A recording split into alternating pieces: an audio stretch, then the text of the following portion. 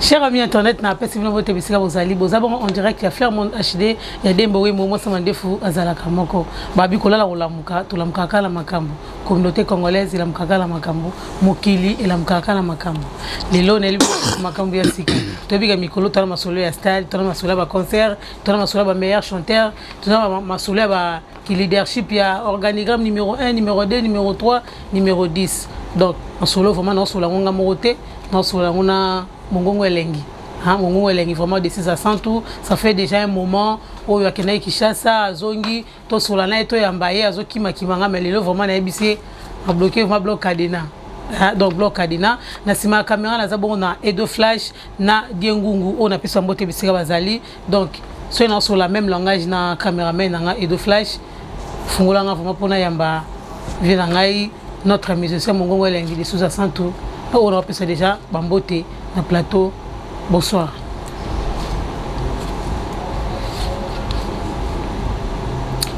Bonsoir.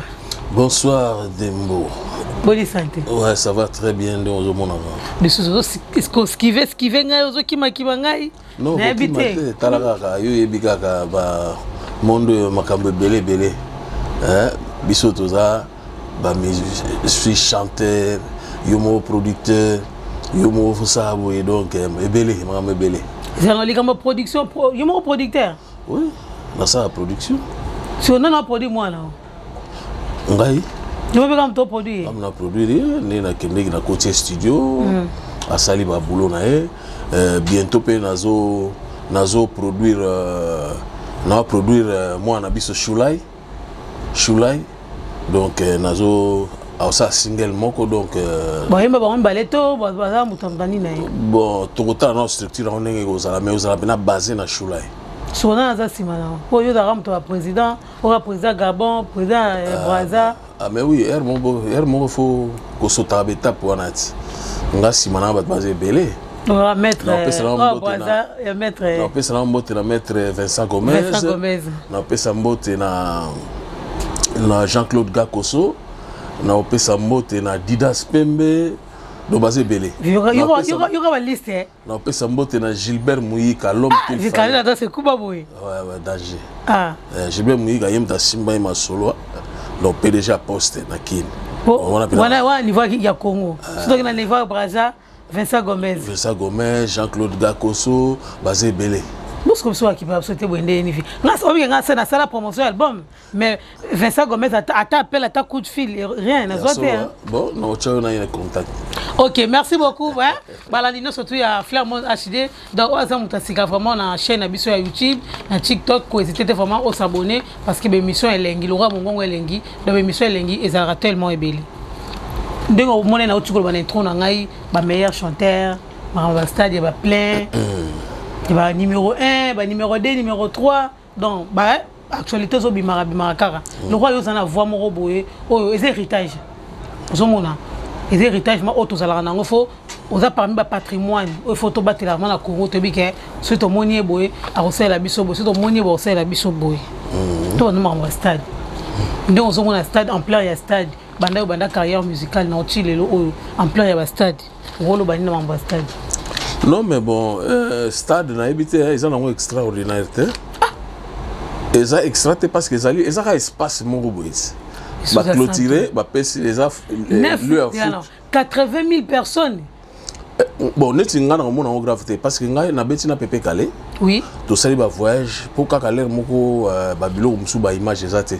Mais biso beta ba stade to beta to tambola na Calais na ba niveau ya osakanati. Même na stade wana tant au Pépé Calais kufaki tant au musée manifestation mo musée là qui wana o wera ya ka tchaki boy batu ba bimaki. Biso to beta ki tamsu to kiti to tikeli wera mati abeti concert ici. Donc stade des anango extraordinaire té ils ont espace au sali promotion na bien mais il faut préparer yango ndenge ba petit ba chobeta wa donc ba préparer ki yango faut ça moi banzembo ya succès et puis préparer yango beta na yo OK siko elo ça non comprendre raté pourquoi stade net obino beta wana et le bama mingité na ba journaliste parce qu'à l'époque il y avait pas de médias en ligne, il y avait que des vrais journalistes diplômés. Pourquoi balobela yango vraiment approfondeur mais et comment le roi qui dit ça là l'oroté biso rande to mo lobela parce que génération oyo c'est ça donc comme on dit na moment on a période on a internet elle a été ils allaient ga néo lobika hein RTS azuma image na ye na ndenge na ye donc quelqu'un azongo pas kundi yango pas kundi yango le roi qui sambasu le comment yo zo image au pandi ya zo image à pandi donc ba tout ba pandi donc information ça sur bomba te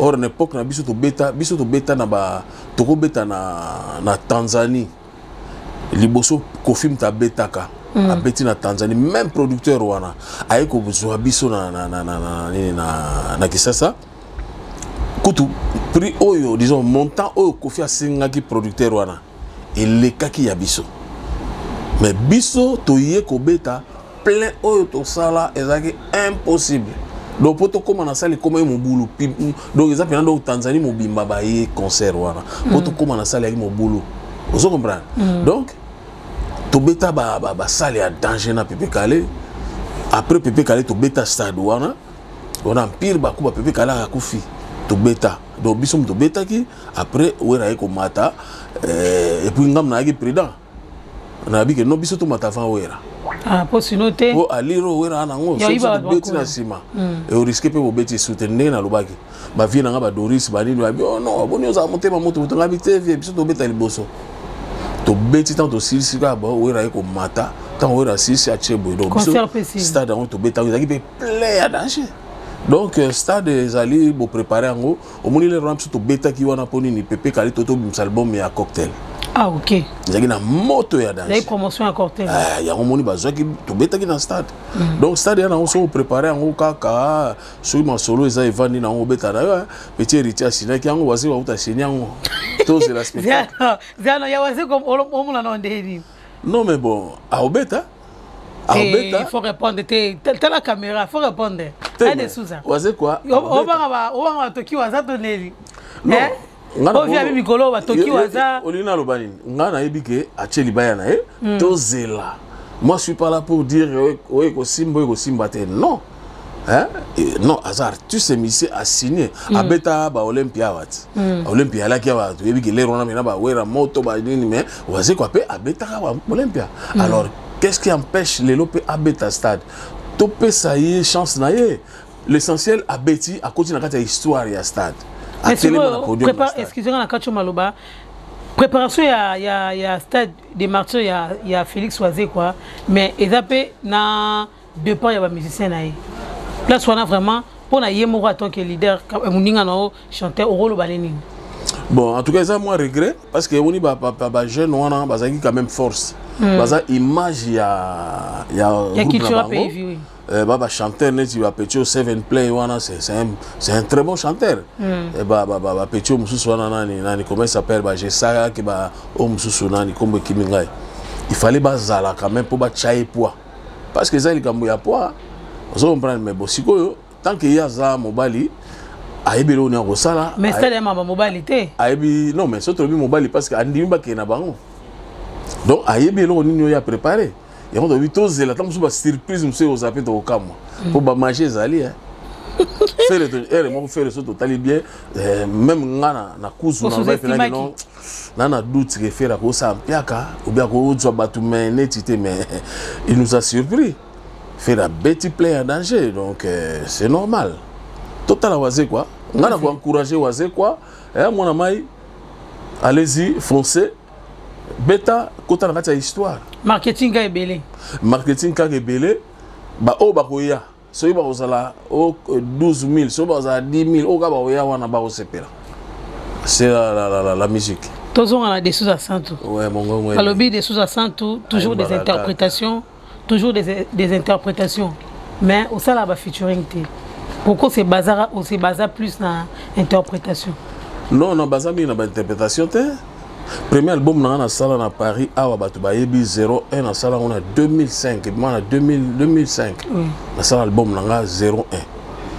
Après 01, nazo ba problème moko boye et ça là que vide mo retira la ka oui vide tika ba zo ba ne belé ata ba 10 ans ba ne belé ponga na ko renouveler boye bon ba botola nga doc fallait na landela on a récupéré pardon tant on a récupéré plan na est-ce ko résoudre nga na sola na vie rochero li solo mo boye na kin na le ça que non vient na ko interpréter ba nzembo na yo alors ba kidanga pas de problème na yebi musa na yo chabe kombo nanga ya on a bon pour na zonga na place nanga il faut na ça interprétation na bandi album nanga na 2010 ouais ngai mo na produire album nanga 2010 na bimisa na 2015 carton donc album wana banda e bima na 2015 stilelo batu na ngo batu baluka ngo eza etikala na actualité magena yako sala susu na ces deux albums après elandanaki parce que elandanaki ouais zomona mais wana e marquaki tellement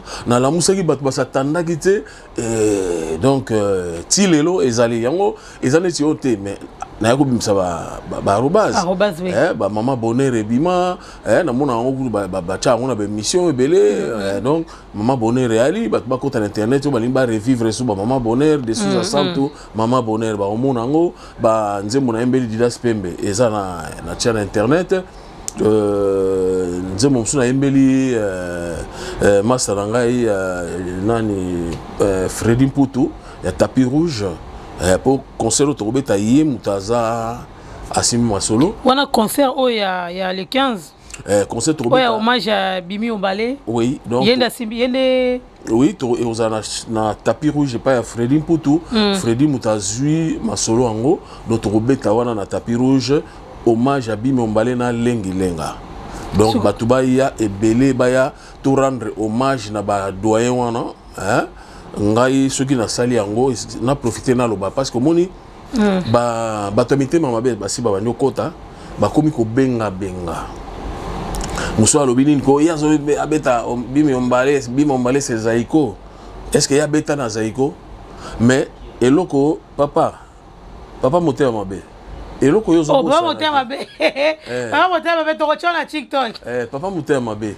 eloko yo zo bosa ke nga beta na Zaiko te mais nazali cofondateur à Basile Loningisa o ezaki présidé par Bimi Ombale yango moni même na ba publicité na ko chaba dans ozana droit et puis ezana accord ya nga mokote Willy Bimi avant na sala yango na contactaki famille na ye Willy Bimi qui est son petit frère propre même père même mère a kozala na biso a koyemba na biso Bimi Ombale na contact nani lengi lenga na contactaki mwana na ye Cyclo a pesinga accord a kozala na salle a koloba po na papa na ye vous comprenez donc ezelo komoko na osala ngote pour naka ko sala na contactaki tu faisais partie de ces groupes en fait oui donc c'est ça donc ceux qui t'ont so monique ou bien ba bengi yote quand vous voit na yonga sepela na ngote na ko benga yote so pe voir na kacha chorale na pe simba te déranger on est comme ba meilleur chanteur déranger donc pas on a sélectionné ba meilleur Malage de Lugendo, grand chanteur. JP Bosse. Malage de Belgique. Malage de Lugendo, Rosana Bisso, grand chanteur. Okutunga per na bangaka. Chanteur na bangaka. Et balé abo oulé. Donc ba chanteur nga na vandi monami on mona maya danger. Ba Malage de Lugendo, ba JP Bosse, ba Tex Mambote. Vous comprenez? Viens ba comment la raison na Congo. Mais oui. JP Bosse, grand chanteur à Zaiko. Vous comprenez? Baba chanteur oyo ba marka o ba yebi ko yemba. Ba ngonyo so baza donc ezali likambo ya ba mingongo elengi pour to sala hommage mais to pekisi mututi. Ah c'est une fête, ça sera une fête jour wana. Mais des choses à des sortes quand tu m'as le au pekisi mutu ayate. Mais elle comme yemba. Pour mutu so linga ya wana on a besoin maintenant podium. C'est ça le problème. Ce ka yebi ko yemba ta matata.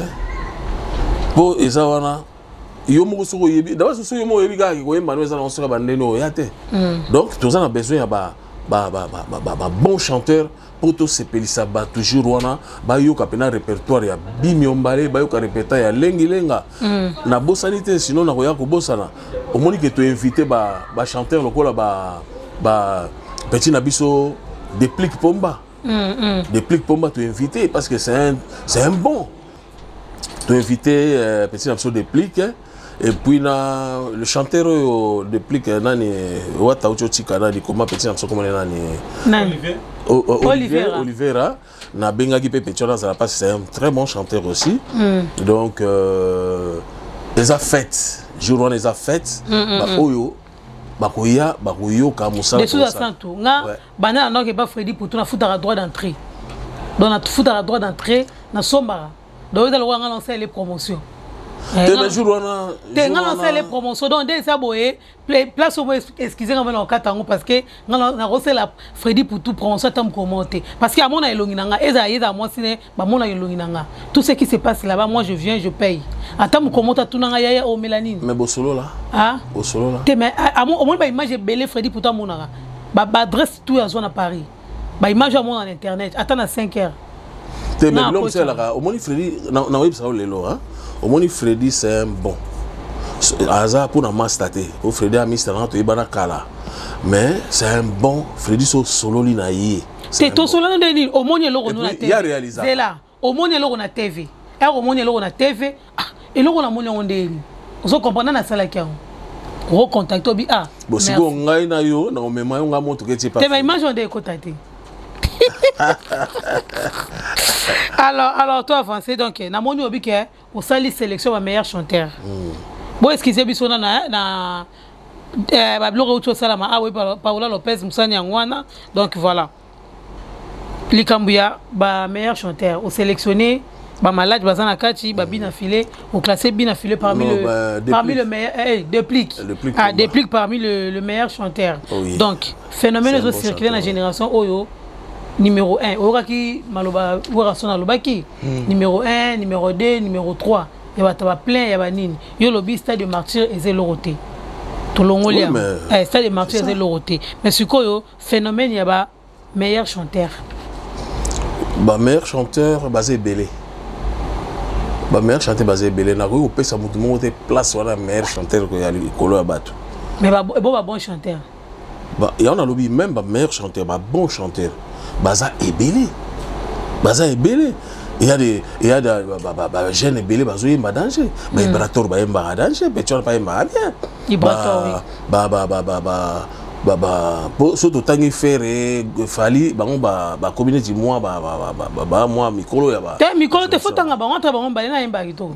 Non, en tout cas, bon chanteur. TV, faut dans non, les gens oublient que... Des choses dans la choix. La rose en a choisi. Pourquoi?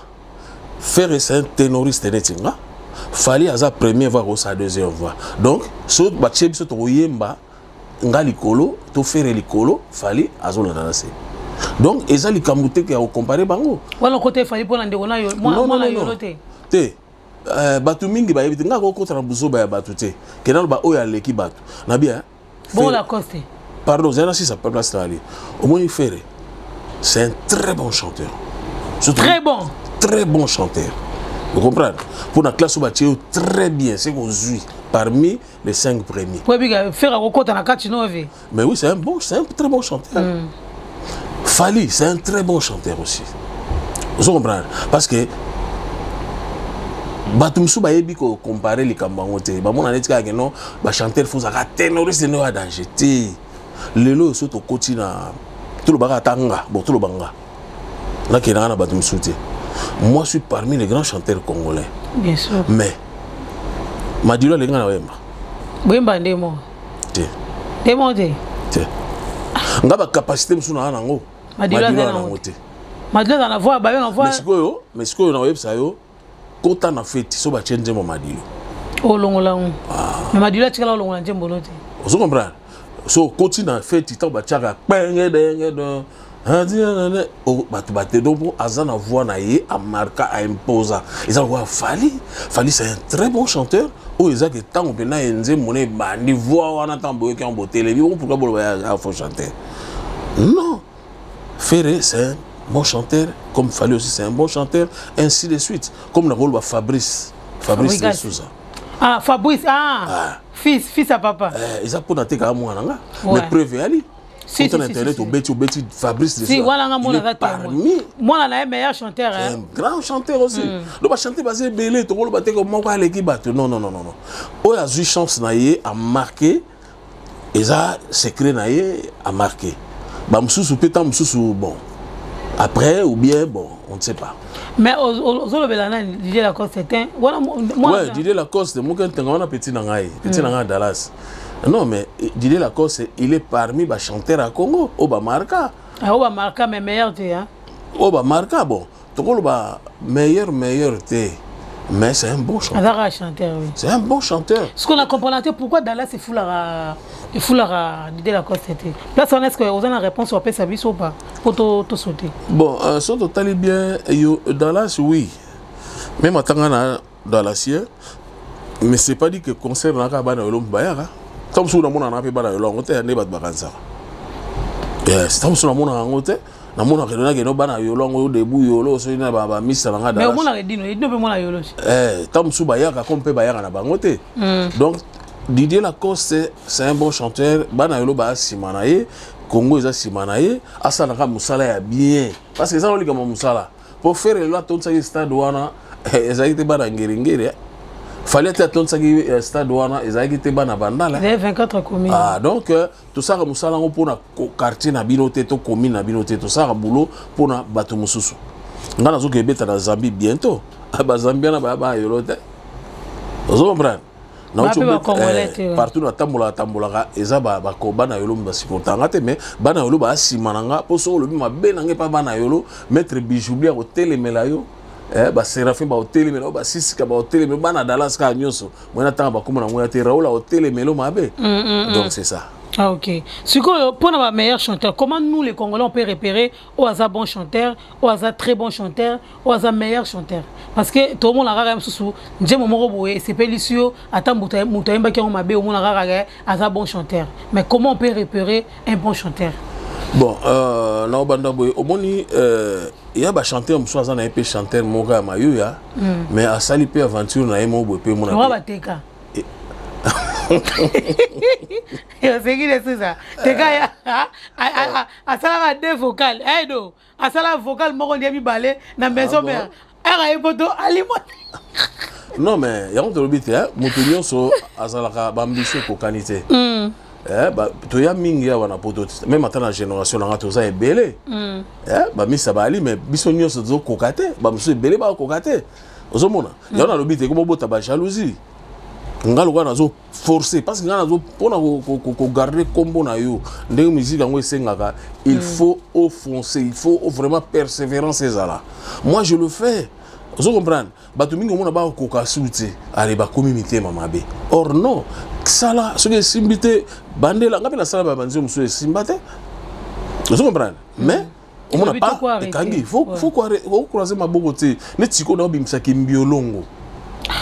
Obi maman na clip na sa clip a bon côté Dembo. Tu trouves un clip titre car Kimbiolongo voilà pourquoi Kimbiolongo? Kimbiolongo te alwa ba embaka mandala la to bi kala te ata to ba mi ke penze mo mandala la ba mo mandala. Ki mandala wala pour matanga ele mandala pour la nini o pa mai. Mai yo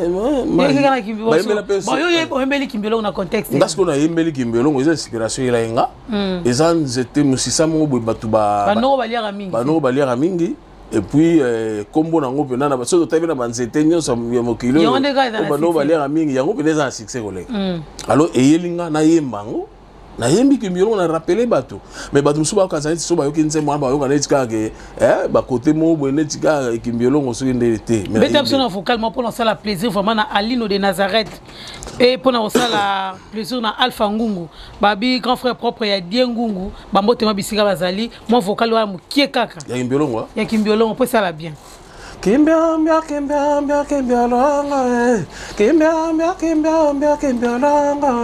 Kimbiolongo musisa kasa ya zamba Kimbiolongo musisa kasa ya zamba Mama na bana sombelinga Kimbiolongo Mama na bana sombelinga Kimbiolongo Alobi nanga mekaka kokomona makasi bapasi nyonsa mokongo ekosila échafaudage. Oh, vrai, ça c'est dans les vidéos. Maître Maurice Loma, babi passe échafaudage aussi là. Ba échafaudage nyonso tout boyoka Kimbiolongo. Kimbiolongo bateka kaye mokote, bateka kaye kaka na baninga na ye, makasu tanga wisi ngadia dia kitamata à toté. Merci beaucoup vraiment. Mais vraiment Hervé Mboma, ma ballon Pacifique vous kilo bravo vraiment bote bisika bozali boyo qui vraiment ba bikimbiolo ngezoya. Avec et accompagné na poza folk hein. Et accompagné na bakita mata c'est ça. Na bakita mata. Donc eza nzembo oyo. Tita musoza kita mata to. Monte sika bateka kimbiolo ezaka mona ba nzete musuzu kita mata makasu tangawisi babilo wana ezalaka. Donc bateka na baninga na ye. Bateka ye moti. Ouais. Vous comprenez? Donc batuba zelanze mona eza folk ya bac na beti musique folklorique batuba yoka na yembi siko likolo folk wana avec ba nuance. Na yembi na likolo nzembo wana. Vraiment en tout cas le quoi makamyo c'est Sili. Donc tozo chat date nango et kobima na début septembre. Okay. En tout cas, début septembre, on a lancé. Tout est là, tout est là. Ok. Merci beaucoup. Des sous à 100 tours, vraiment. Et Zaki n'a qu'à s'y animer, mais quand même, photo tourna. Tout le monde qui est. Baninga na misusu. Baser na maman na biso au tekotika biso tchala mwana. Tout le monde a pas mal d'artistes.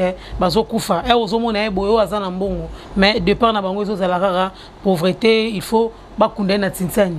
Oh vraiment na image ya ministère aza vivante ozomona mutu munene mais er azokufa donc alekina mabele ya Congo na kimobola azokufa vraiment bien te place wana vraiment conseil pour na ba artiste na ba konja ba artiste ne to monaka ministre culture tozomona bato bazokamba ba musicien moni no koloba pour na iloko wana vraiment et s'arrêter. Bon, et le Kouana Ezali. Dans la caméra et de flash, Bendelanga vraiment fait des choses. Et le Kouana Ezali est sérieux dans le sens. Nabi, yo quand tu as la mona tia kufa qui on appelle même quand famille bazanga est cercle au Kundaye. Mais bazanga nangote famille zolela. Bon, et comment nango système hein?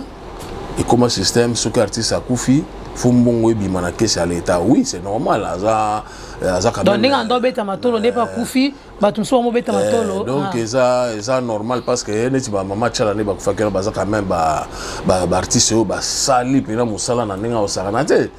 Donc, l'état fa poids. Mais zate que famille so bien kunda ou bien na moi muke o chala moi na lagi nango akoka ki ba koka okunda ete. Et comme nango système, bon. Ils ont encore zangate, hein? Ils ont encore zangate. Ah, ok. Tout le monde y a hommage à Bimi Ombale. Donc voilà, pour rappeler les Congolais vraiment. Bon. Ah non, et Moni est là, on a bon baron. Si Freddy Poutoufa Bengangaï a soula, soit solo, il te mange côté. Donc, les Congolais, les Parisiens, rendez-vous à Monco le 15 septembre 2023 et pas Freddy Poutou. La tapis rouge. La tapis rouge. Les Arras 6 boulevard Gallieni, ouais. 92, na Genevilliers. Oui, donc, Genevilliers, train RORC, hein, référence à mon corps, RORC au Kitina, donc rendez-vous à mon corps le 15 septembre. Rendez-vous à mon corps, il y a hommage, il y a Bimi Ombale. Donc, Tokutana Bongo. Le 15 septembre 2023 avec des sous à Santou Mongon Welengi. Donc mais vous allez à mon côté. Tout le monde a fait bien. Yo et des missions. Non, je suis comme dans autant à bango. Pour les équipes yo. C'est ça pour autant à bango. C'est ça. Pour bango appelle ça toucher. Au moins yo tout seul parce que yo peut ça biso chance. Vous comprenez. Mais les restes là na rolobanini. Or que quelque chose à biso réponse à la ya bango. Mutado qui descend biographie. Ozomona otigeli biso biographie malage tango ya delanzela yo hein telanzela ngale to atai mo atika la souvenir à photo ozomona biloko ndenge ezalaka siko mutu mwato koma histoire na ye ezate soka ye tengala koma histoire na ndeni atobete unechi yo bozobeta so histoire ebele ba tuna malage za nani mais ba yo ka njembo ya boule ba mona ki photo vidéo na ferré ba ça la featuring na dynastie mais ba to comprendre te malage azanani mais njokande. Merci beaucoup à Nayo de Souza Santou. Merci à abonné à Bissono sur Touba Lingara, Flairmont HD, Oaza Moutouasika, na kati ya chaîne Bisso à YouTube. Allez, c'était na s'abonner. Félicitations à Sabine de Souza. Oa Outuko sur la Bisso bac. Moi na ya musicien à Bisso. Avec mention, moi na ya de Souza Santou à musicien. Vraiment, bah félicitations et belé. Bon, continuez toujours à s'abonner à Flairmont HD. Bon, vous allez dessus, vous s'abonner partout. na site na biso internet, na page na biso ya Facebook, na YouTube, na Instagram, na Twitter, na Bigo Live, na Clapper, partout au monde na Flair Monde HD, boye baké ezangai ezabiso soutien na bino, tous en avons besoin, moussa nanga bino vous en avons besoin vraiment. On est là pour vous, vous êtes là pour moi. Donc je vous dis à prochaine et à bientôt. Donc tout le monde merci beaucoup. Ok, donc voilà. Donc tout le monde vraiment les 15 hein et deux flash vraiment jour on a vraiment hein réservant vraiment pour des sous à 100 tout et on ça bien vraiment équipe on ballon de la presse Zalawana pour recouvrir événement y compris nos images déjà aux Zalawana vraiment toi accompagner single na biso ya Kimbiolongo oizo bima vraiment il vous allez vraiment bien Bimi Ombalé aza l'un des musiciens l'un des grands musiciens ndenge to mona ba pa lutumba ndenge to mona ba franco ça a plus de 50 chansons ndenge to mona ra ba tabulei Bimi Ombalé aza bongo mais jour wana boye ba biographie de mobimba bo mona famille na ye ba histoire maka to redécouvrir ngo wana oya kolinga koma komi oya kolinga acha na TikTok mais le jour là il vous allez hommage na parce que génération abiso to yebi été tout le monde a été mais il y a quand même une occasion à travers hommage oyo Freddy Pouta organisé et ça la quête découvrir Bimi Ombalé vraiment bambote na tout le monde ou alingara Flair Monde HD single la Kimbiolongo bina bisoda c'est pour bientôt message on peut jour wana ba yo ka Kimbiolongo jour wana sugo comme il a dit de Souza Dieu merci de Souza il veut dire merci non moi non Fabrice Fabrice de Souza ouais il peut bientôt donc bientôt vous allez à Zozonga Paris et puis nous avons deux chansons aussi si là qui a mixé masterisé et Kobima bientôt tu vas là à Fabrice de Souza mais to bossalité to bateau pe à ciment pour bateau pe ba accompagner so photo lo bela bango parce que là tu vas grand guitariste le quoi Kaye Madoka lo ndende yemta aussi manasima mais na ko inviter pe vient nga Popolipo hein Popolipo za image ya Zaiko donc vraiment Popolipo vient nga sur petit crochet to solo là bon to solo là mais na invité ya Poli oncle Bapius à Rosala le bassiste ya Zaiko ba to ba yebi oncle Bapius hier à Rosala Sima ba fofo les collégiens ba donc fofo les collégiens pour ça wana c'est bon la drum na Zala na drum et Johnny on a la batterie, et puis Jimmy Mbonda, et puis ainsi de suite. Willy Bimi à Rosanabiso, parce que il y a un grand frère. Willy Bimi, tu vas découvrir Willy Bimi jour que non à Mbaka. Ouais. Ah ok. Message monsieur Zali a lancé na ba Congolais to. Bon message a lancé ezali que nako féliciter pe les qui n'ont manda chante na moni a memi pena groupe awa donc bienvenue Makanga la paix bienvenue Makanga la paix donc na sepeli manda chante courage vraiment vous appelez bien manda chante ngana invité ceux que vous avez à Paris na date wana vraiment ceux qui pour hier ça la bien et ça a bien moi ça la pour les fêtes ça toujours fêté pour na vie na yo Bimi Ombalé lengilenga alors manda chante vraiment parce que manda chante c'est un chanteur on a apprécié ça il est parmi très bon très bon très bon ténoriste bon manda chante na sepeli ndenge mouvement courage bonne chance bamote ceux les alliés bien ba congolais ceux qui vous allez la TV hein babetu kanga bazozela ba président Sassou bazozela ba maître Vincent Gomez bango tout bazozela rara bazokaka donc yomo yebika ka déjà tant on a les na TV maître Vincent Gomez a ko zanga te pour moto ya salanga geste moko koleka bato nyonso oyo etikala wa eza maître Vincent Gomez ouais Jean-Claude Gakoso c'est le ministre des Affaires étrangères ya Congo Brazzaville wana yangai oyo bateau ezateke na boaki po na yo kaika ti bateau à guichet fermé à 20 personnes mais ticket donc droit d'entrée oh ya soka ye Paris to vandi to li ensemble ba ministre wana soki na keki sasa Didas Pembe azali o ngatu na komi sasa utamsu na dépense ya lote ngako ke na kini kana bebie na benga na zoya na ebike batulanga bali ba Didas Pembe ba Gilbert Mouyika donc batu baza ebele Jomak Makulu mon colonel Joma Makulu, colonel il fait m'appeler mista basé belé. Donc on entend un master nangai. Donc on a robot sanaté Raoul Wala, Jean-Claude Koufi, Kalaté le gozo qui n'existe ça maël qui va na bilialia. Nabitambo atambo. Keba côté. Faut tambo système ga so des moutons. Beaucoup na kata donc keba. Les ambo kanabiso et l'autre lobe la PK ka ndenge ba actualité zoleka. Zo mona ndenge bazo te moi biloko omoni ba mission belé balinga kota mingi makambo wana te yonga na kimba keswana omoni te ngana ko pesa oui nga kimba ngo parce que on a tout na mutu boy na plateau mona mutu répondre te à 4 émission atike émission na suspense yango ma nga sona yambi musicien na tout na kimba sona yambi ka mutu normal na tout na to développer CG mais sona yambi musicien na kimba gelo wa ezate ko kimba actualité ya mboka mais na kimba gelo wana tu as raison na yo apo normalement il y a des questions som ça au piéger yo yo lobby aussi problème tu vois donc mais et l'autre conseiller kaka les mboka na biso après tout les mboka na biso Congo c'est notre pays parce que atali to vandia le ce que yindi ba bia mundam te pa na bango to beta retour côté wana vous comprenez donc les mboka na biso ata moi chrétien to chrétien kaka pour ma makambo to zo mona eza normalité biso to koli to yeba makambo na te kala ezaki biso to bunda papa to bundi na makofi ka ko ya gagner azongi na litutu na zongi na pale mais le comment likamuke ka mutazu machette ezala te likamuke mutazu munduki soki ndeni do mona ba makambo eso le kawana ya to singa kana ba konza mboka ba meka ko landela likambo wana po kimia ezala na mboka tozo bunda kuna na este et comme suna kati ya capitale biso na biso tokomi ko katana donc vraiment tout ça là effort moko ba konzi pas ça l'effort moko po kimia ekota. Merci beaucoup donc tokomi na suka émission na biso et de flash zonga vraiment tokomi na suka émission na biso.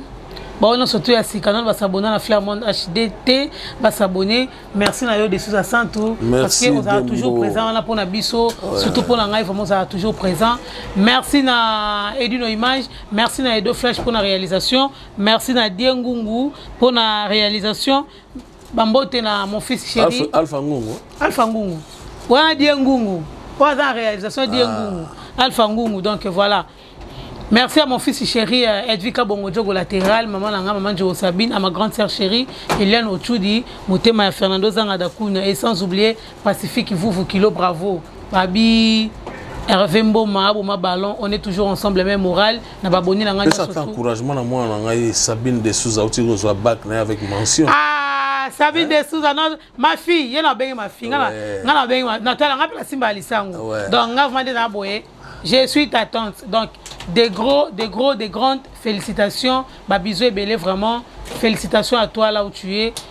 Njama batela parce que le soumayele au diplôme non au décrocher ba bac ba master à décrocher la bac au décrocher ba master au décrocher ba licence. Donc que du bonheur là où tu es, que de merveilles, beaucoup d'intelligence, beaucoup de sagesse. Donc on sait pas aboyer na si ba merveille au bac ça m'a toujours et ça te que bana ba musicien bazala raboyer.